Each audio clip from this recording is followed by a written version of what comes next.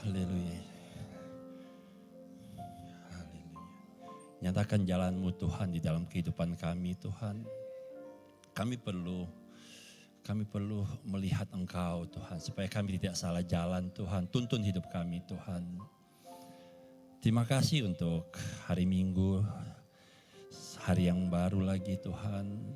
Kami bisa ada berkumpul di sini, kami tahu bukan karena kekuatan kami, semua karena kemurahan-Mu saja Tuhan.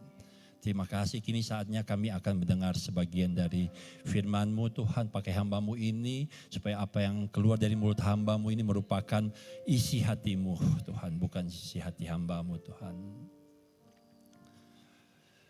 Imam Eli pernah mengajar kepada Samuel kecil, dia berkata begini, kalau engkau mendengar suara Tuhan, katakan kepada Tuhan, Tuhan berbicaralah, hamba-Mu ini mendengar. Kalau hari ini engkau mendengar suara Tuhan sedang berbicara di dalam hidupmu, di dalam hatimu, katakan kepada Tuhan, Tuhan berbicaralah karena hamba-Mu mendengar. Kami dipanggil bukan hanya menjadi pendengar, tapi kami dipanggil untuk menjadi pelaku dari setiap firman-Mu. Kami siap untuk mendengar dan melakukan setiap firman-Mu. Di dalam nama Tuhan Yesus Kristus, haleluya, amin. Shalom semuanya.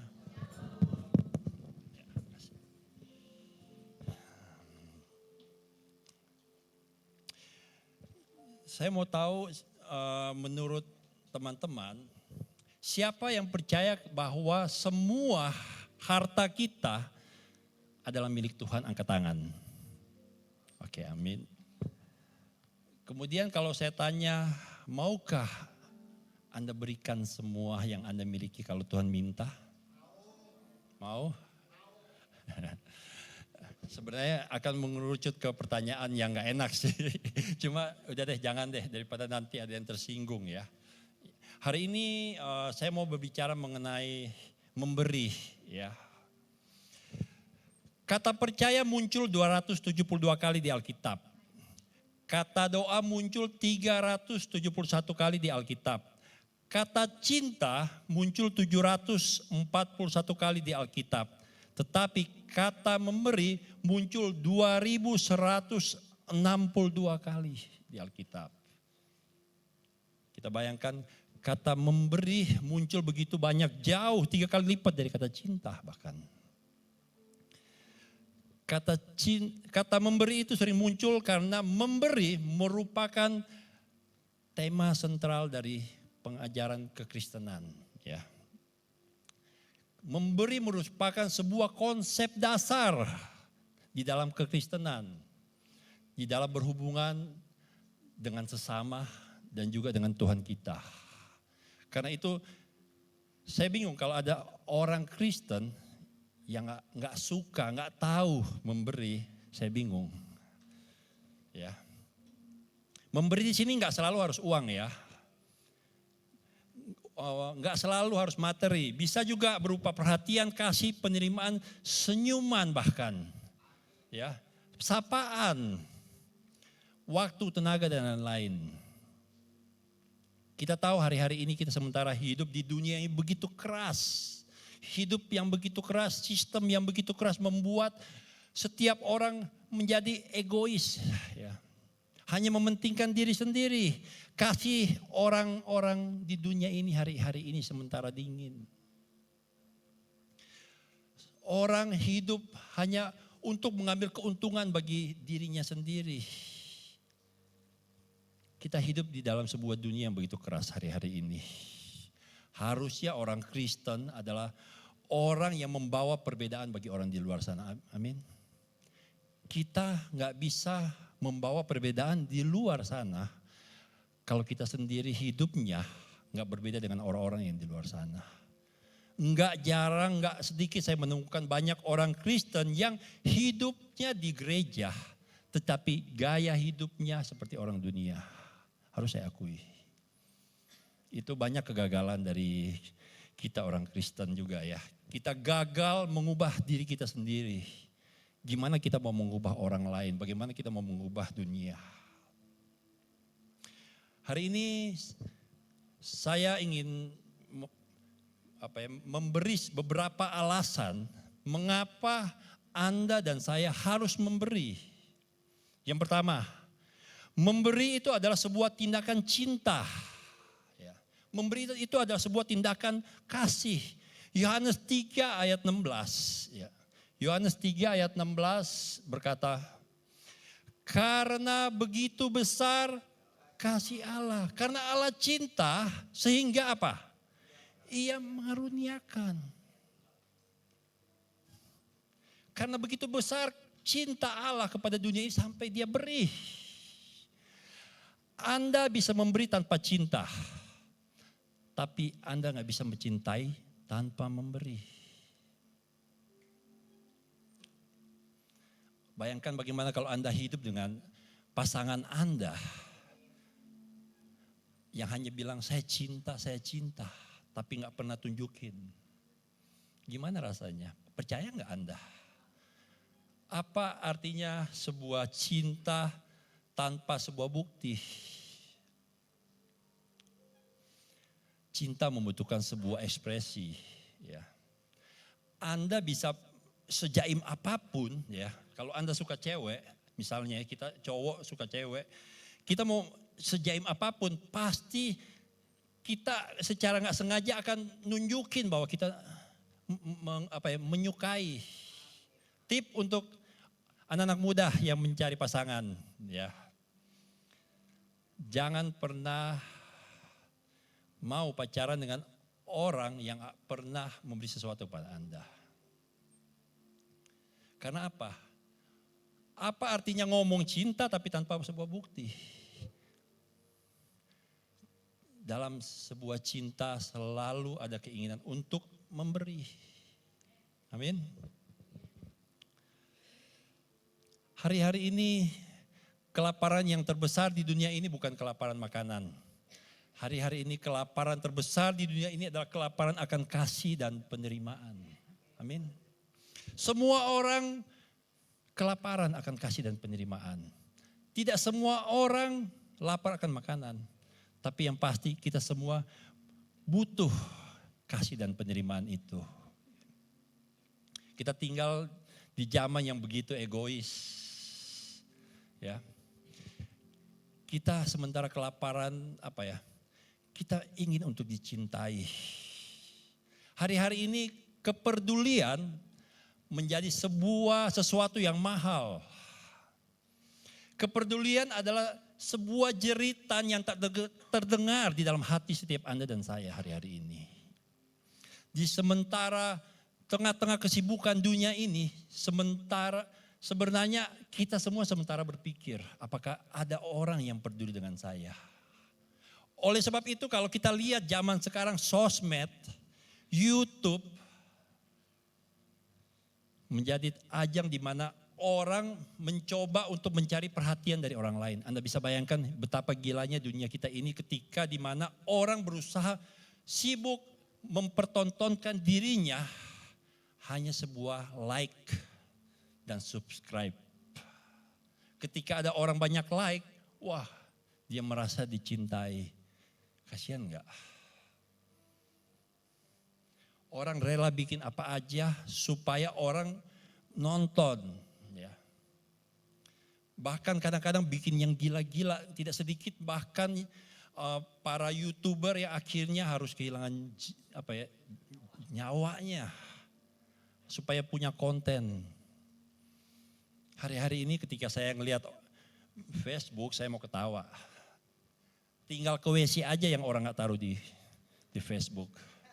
Anda bayangkan, mungkin untuk mendapat perhatian dari orang lain inilah juga mungkin banyak orang yang berusaha bekerja keras untuk kaya supaya dia mendapat perhatian dari orang lain. Anda bayangkan betapa mahalnya kepedulian hari-hari ini. Perumpamaan tentang orang Samaria yang baik hati menunjukkan bahwa begitu sibuknya Anda dan saya, sehingga sering kita dengan gampang membuang harga kemanusiaan di dalam kehidupan kita. Ya. Kita lihat orang lagi susah, kita cuma, aduh kasihan ya. Untuk pendeta, saya doakan ya. Saya doakan adalah senjata tergampang dari seorang pendeta untuk kabur. Itu harus saya akui. Kita bisa bantu, tapi kita nggak mau terlibat, ya saya doain aja. Itu adalah dosa dari orang Kristen. Pendeta paling banyak, ya saya doain aja deh.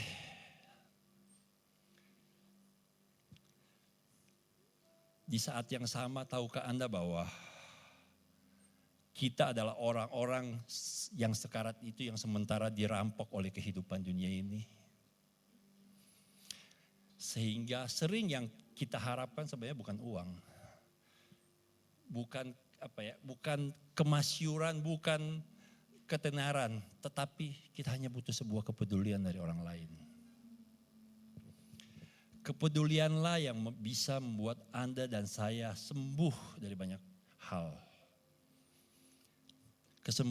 Kesembuhan kita hanya bisa kita dapat ketika orang peduli dan itu membuat kita kuat.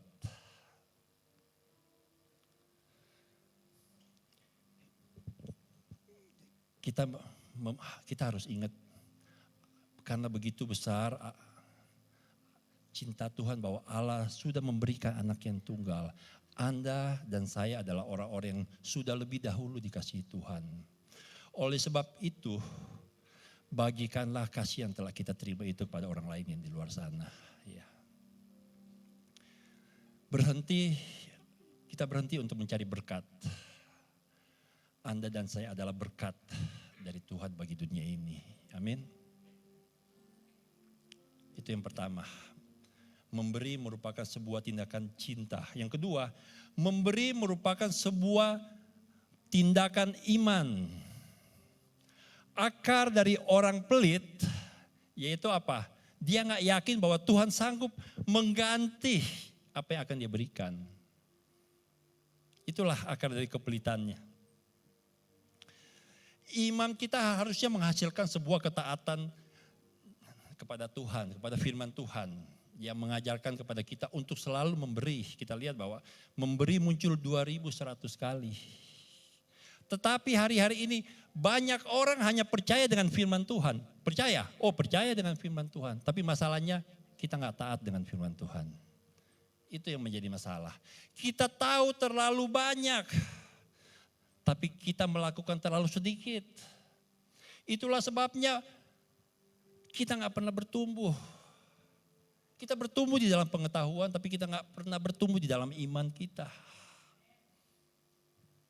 Di dalam memberi, ketika kita memberi itu sama seperti kita menyerahkan diri kita. Kita mengaku bahwa kita tidak tergantung dengan harta ini. Kita tergantung kepada sesuatu yang lebih besar di luar sana. Hanya dengan memberi, itu menyatakan kepada orang bahwa saya gak tergantung ini, saya kasih kamu. Karena saya tahu bahwa Tuhan saya sanggup memberi lebih banyak. Obat untuk orang yang mata duitan, orang yang materialistis ialah memberi. Ketika kita memberi, kita melepaskan keterikatan kita dengan harta. Amin. Hanya orang yang terikat dengan harta yang maunya ambil. Akar segala kejahatan ialah cinta akan uang. Bukan uangnya, tapi cinta akan uang. Ketika kita memberi, kita melepaskan keterikatan kita dengan harta benda. Kita menyadari dan menemukan bahwa kelimpahan dan kebahagiaan sejati tidak ditemukan di dalam menyimpan dan menimbun. Ketika kita lakukan itu, kita sementara menemukan bahwa kebahagiaan sejati, kelimpahan sejati tidak ditemukan ketika kita menyimpan dan menimbun harta benda. Namun kebahagiaan sejati kita temukan ketika kita berbagi dengan orang lain. Amin. Tahukah Anda bahwa memberi bukan hanya bagian dari orang kaya? Kalau Anda gak punya harta, Anda punya senyuman, Anda punya perhatian, Anda punya sesuatu yang untuk bisa diberikan kepada orang lain. Jangan Anda salah, saya gak punya apa-apa. No, Anda masih punya senyum bagi orang lain. Anda bisa menyapa orang lain. dalam memberi, kita sementara meneguhkan kepercayaan kita kepada pemeliharaan ilahi. Kita percaya bahwa kebutuhan kita akan terpenuhi menurut sesuai dengan kekayaan kasih dan karunia dari Tuhan itu sendiri. Amin. Karena itu saya percaya bahwa orang yang memberi gak pernah akan miskin. Amin. Opa contohnya mungkin yang paling gampang dari kita. Opa memberi begitu banyaknya sampai kami keluarga yang komplain kadang-kadang. Tetapi ketika kita masuk ke dalam pelayanan, saya juga melakukan hal yang sama ternyata. Kenapa?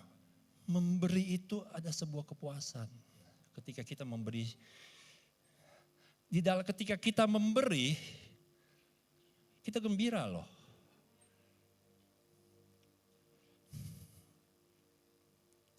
Nanti saya akan tutup nanti dengan kesaksian dari Opa ya. Rasul Paulus dalam suratnya kepada jemaat di Korintus menasihati kita supaya kita memberi dengan hati yang gembira. Bukan karena paksaan atau kewajiban. Tetapi karena kita memberi karena sebuah keyakinan bahwa Allah itu setia. Amin. Saya ngajar ini karena saya alami. Saya lakukan itu karena saya lihat dari Opa. Paulus mengingatkan kita bahwa tindakan kemurahan hati kita merupakan ekspresi sebuah komitmen abadi. Kita terhadap prinsip-prinsip keadilan, kasih sayang dan solidaritas. Untuk apa kita ngomong, engkau harus punya kasih, tapi kita gak pernah melakukan sebuah tindakan kasih. Hari ini yuk kita gak perlu bicara banyak. Mulai lakukan ini. Apa yang saya bicarakan ini merupakan sifat dasar yang harusnya ada pada orang Kristen. Orang yang sudah dewasa.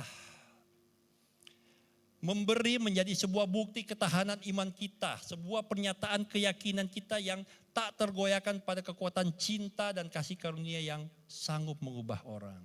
Kita memberi karena kita percaya bahwa ketika kita memberi, kita sanggup mengubah orang yang kita ini. Dengan arti simpel, kita berinvestasi sesuatu pada orang itu.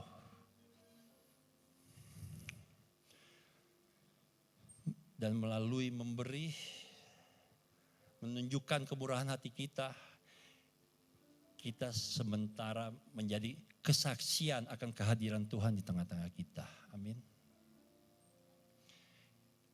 Kita tengah mewujudkan nilai-nilai iman kita dengan cara yang nyata dan bermakna. Saya tahu bahwa memberi itu gak gampang. Ya. Di dalam memberi menuntut sebuah keberanian, ketekunan, ketabahan ya. Sering kita ketika memberi harus menghadapi suara-suara keraguan di dalam hati kita. Wah, kita pun lagi butuh, kalau kita kasih gimana ya? Cukup gak ya? Kita harus bisa melawan suara-suara itu. Suara-suara ketakutan yang berusaha untuk melemahkan keberanian kita. Tapi percayalah, kita lakukan itu dengan iman. Ya. Memberi menjadi bukti akan iman dan kecintaan kita kepada Tuhan dan orang lain. Gak ada cara lain. Untuk menunjukkan bahwa engkau mengasihi, engkau harus memberi. Gak ada cara lain. Memberi juga menjadi bukti bahwa kita adalah orang dewasa. Kita sudah dewasa. Ketika kita masih kecil, anak kecil apa? Maunya apa? Terima hadiah, terima hadiah. Tetapi ketika kita dewasa, kita senang karena kita bisa memberi. Karena itu kalau Anda sudah gede tapi Anda lebih suka terima, berarti Anda belum dewasa. Kita senang bisa memberi. Kisah 20 ayat 35 berkata, adalah lebih berbahagia memberi daripada menerima. Dan tahukah Anda, Tuhan sering memakai uang untuk mengetes apa yang ada di dalam hati Anda dan saya.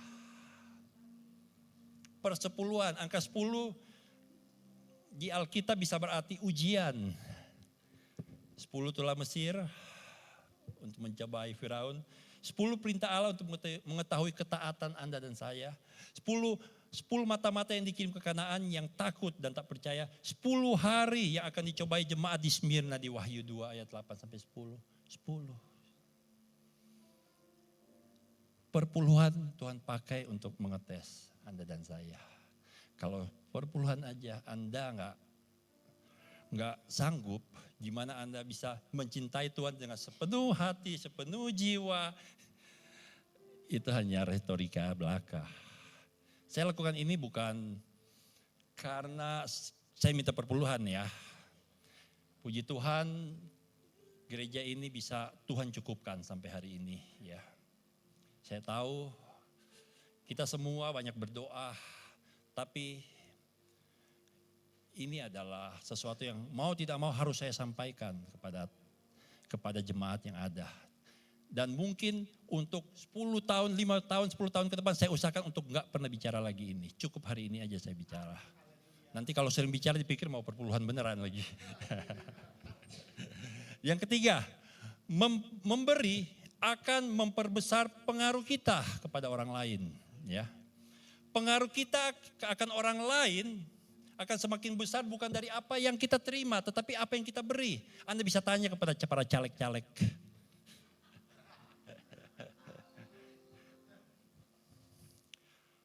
Orang bisa menolak Anda, tapi orang akan sulit untuk menolak pemberian kasih dari Anda. Sebab apa? Ketika Anda memberi, kesan yang ditinggalkan Anda bagi orang yang Anda beri itu akan tetap tinggal di dalam hati orang itu. Dan orang itu akan tetap memandang Anda sebagai orang yang baik. Seseorang yang patut untuk menerima hormatnya. Amsal 18 ayat 16.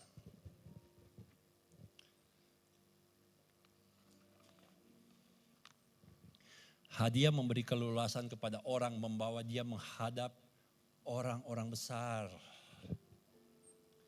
Perbuatan kasih Anda dan saya selalu membuka hati seseorang. Kita beri dia minimal penghormatan. Maka kita akan bisa memberi dampak di dalam hidup orang itu. Banyak kita ingin memberi dampak kepada pasangan kita, mungkin keluarga kita. Tetapi kita gak pernah memberi sesuatu di dalam hidupnya. Minimal Anda harus memberi penghormatan bagi orang yang akan Anda ubah.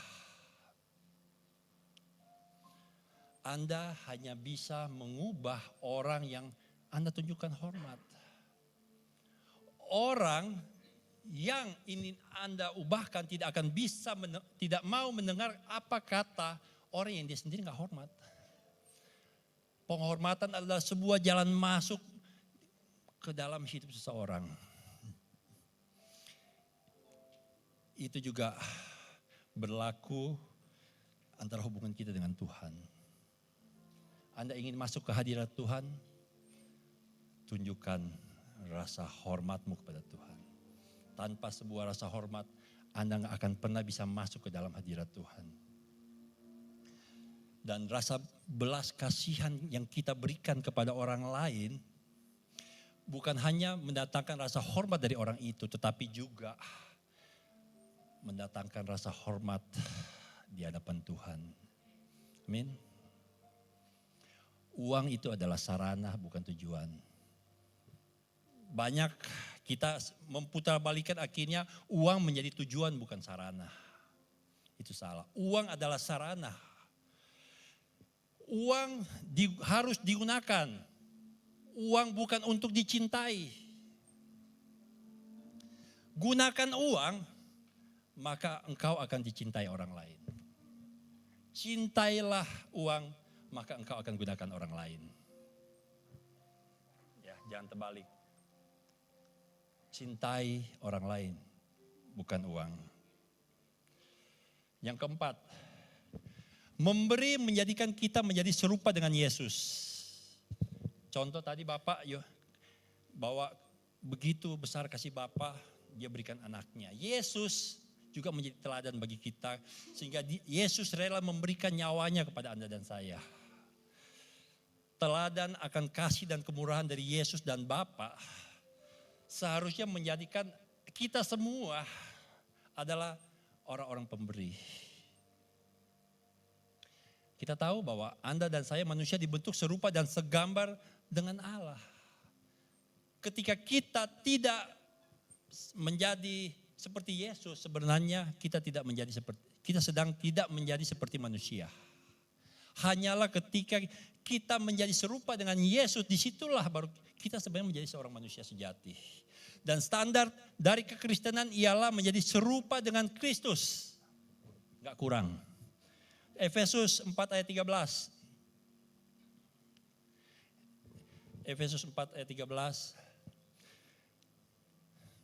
Sampai kita semua telah mencapai kesatuan iman dan pengetahuan yang benar tentang anak Allah, kedewasaan penuh dan tingkat pertumbuhan yang sesuai dengan kepenuhan Kristus. Anda dan saya tidak bisa mengalami kepenuhan Kristus sebelum kita mengalami kekosongan dari sesuatu yang lain.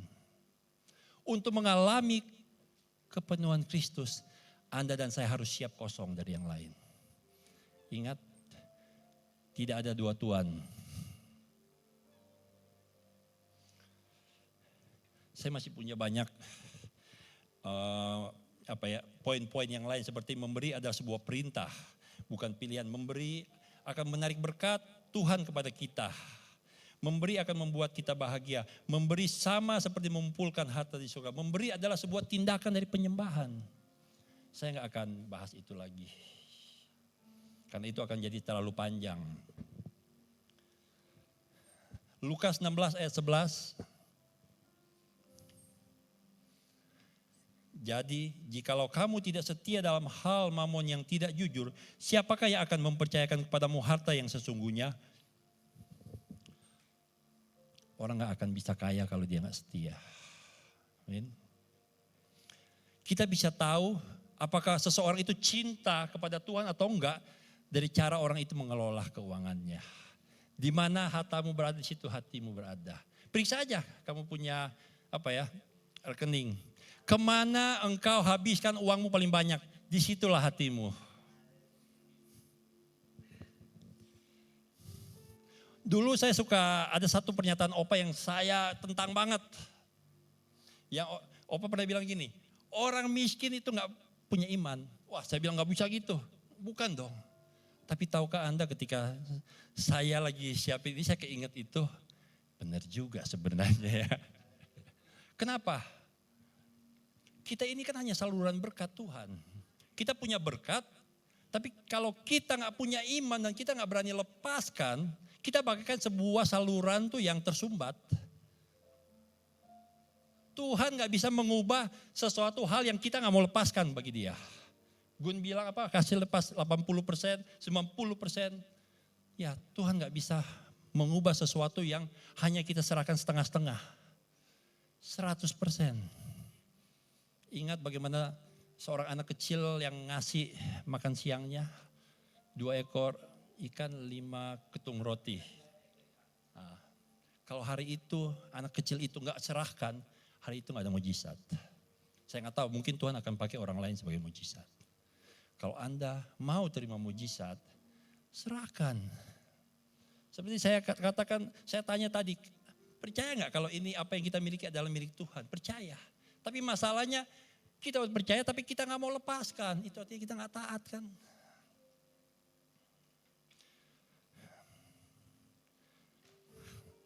Bagaimana supaya Anda dan saya bisa memberi ya. 2 Korintus 8 ayat 1 sampai 5 menceritakan bagaimana Paulus sementara menceritakan bagaimana orang-orang di Makedonia yang miskin tapi mereka memberi gila-gilaan. Tapi poinnya di ayat 5. Mereka memberikan lebih banyak daripada yang kami harapkan. Mereka memberikan diri mereka. Roma 12 ayat 1. Karena itu saudara-saudara, demi kemurahan Allah aku menasihatkan kamu supaya kamu mempersembahkan tubuhmu sebagai persembahan yang hidup, yang kudus, yang berkenan. Anda gak akan bisa memberi kepada orang lain kalau sebelum Anda tidak memberikan seluruh hidup Anda dulu kepada Tuhan. Amin.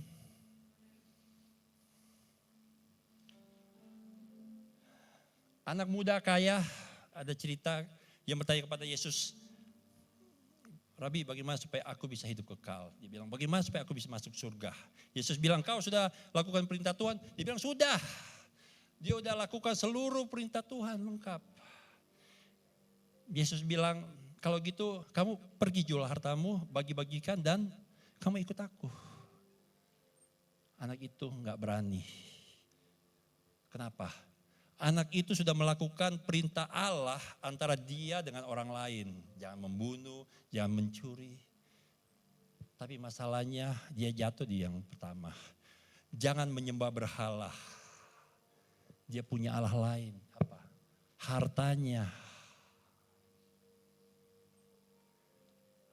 Harta adalah Tuhan yang jahat. Tetapi pembantu yang bijak. Pembantu yang bijak, yang bagus.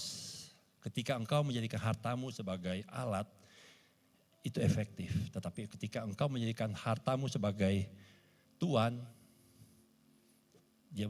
hartamu menjadi Tuhan yang jahat. Sering kita mencari uang banyak-banyak, kita berpikir supaya kita punya banyak uang. Tetapi di akhir hidupnya kita harus sadar bahwa akhirnya bukan kita yang memiliki semua harta itu. Akhirnya harta itulah yang memiliki Anda dan saya.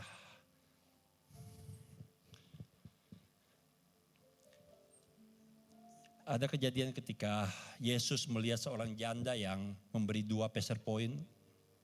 Dan kita ingat cerita itu, Yesus bilang bahwa pemberian janda yang 2 peser poin ini jauh lebih besar dari apa yang sudah diberikan orang kaya itu. Kita sering melihat besar kecilnya pemberian kita dari besarnya apa yang kita beri. Tapi saya kasih tahu matematika Tuhan. Tuhan melihat besar kecilnya pemberian Anda dan saya bukan dari seberapa besar yang kita beri. Tetapi seberapa besar yang tinggal di dalam kita. Orang kaya bisa beri banyak. Tetapi di mata Tuhan belum tentu itu yang besar. Tapi seorang yang miskin mungkin gak punya apa-apa, dia beri itu jauh lebih besar.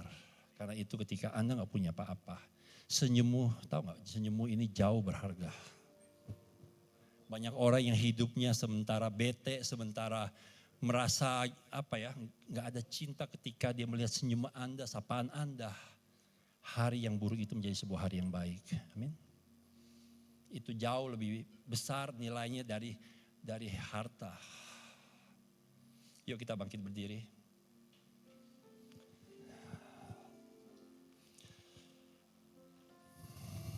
Haleluya. Saya mau tutup dengan kesaksian begini. Waktu dulu kita ingat Opa ya punya cerita bagaimana Opa, kita tahu Opa adalah seorang pemberi. Tapi di kehidupan dia mengalami sebuah peristiwa di mana dia tertipu. Anda tahu berapa banyak itu. Tapi Opa gak pernah kecewa loh. Saya gak tahu kalau di dalam hatinya seperti apa. Tetapi kita lihat bahwa Opa itu orang mau utang berapa sama apa, dia gak pernah. Dia akan tetap terima orang yang membuat dia kecemplung aja dia masih terima.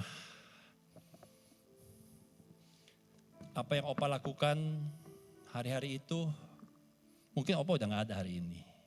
Tapi hari ini saya mau bersaksi atas nama Opa bahwa apa yang hilang waktu itu, Tuhan sementara kembalikan di dalam keluarga kami. Amin. Ketika Anda memberi, sebenarnya Anda gak pernah kehilangan. Anda memberi, sebenarnya Anda sementara menginvestasikan untuk sesuatu yang lebih besar. Mungkin hari ini Anda masih belum melihat. Tapi percayalah Tuhan gak pernah berhutang. Ya kan? Ingat Opa selalu bilang Tuhan gak pernah berhutang. Ya benar. Hari ini kami sebagai anak-anak bersaksi. Tuhan gak pernah berhutang kepada Opa.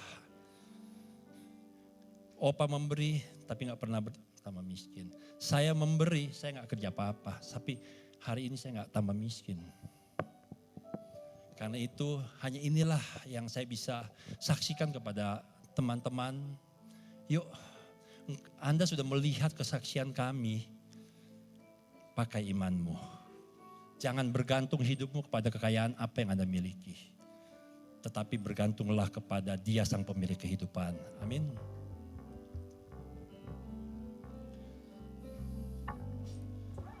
Selalu untukmu, selalu untukmu, Tuhan dan Rajaku. Semua yang ku perbuat, baik siang dan malam, selalu untukmu.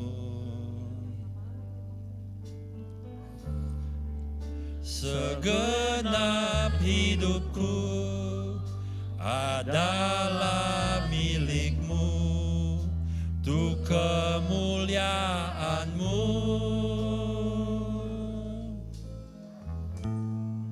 Sampai ku tua nanti, sampai di surga nanti, selalu untukmu.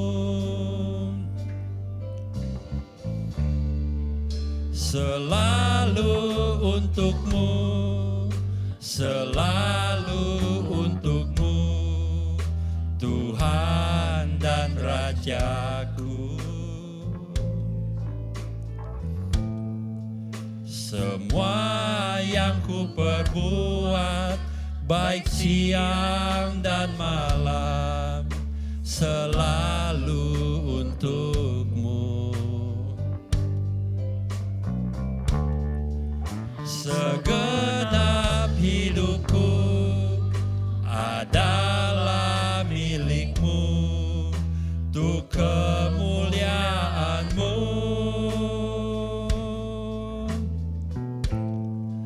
Sampai ku tua nanti, sampai di surga nanti, selalu untukmu. Saya mau bacakan Amsal 11 ayat 24 dan 25.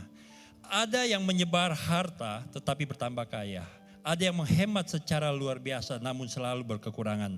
Siapa banyak memberi berkat diberi kelimpahan. Siapa yang memberi minum, ia sendiri akan diberi minum. Anda mau diberi? Enggak ada cara lain. Kalau Anda mau diberi, beri maka engkau akan diberi. Ketika Anda memberi, Anda sementara memposisikan diri, Anda sementara menerima juga. Amin.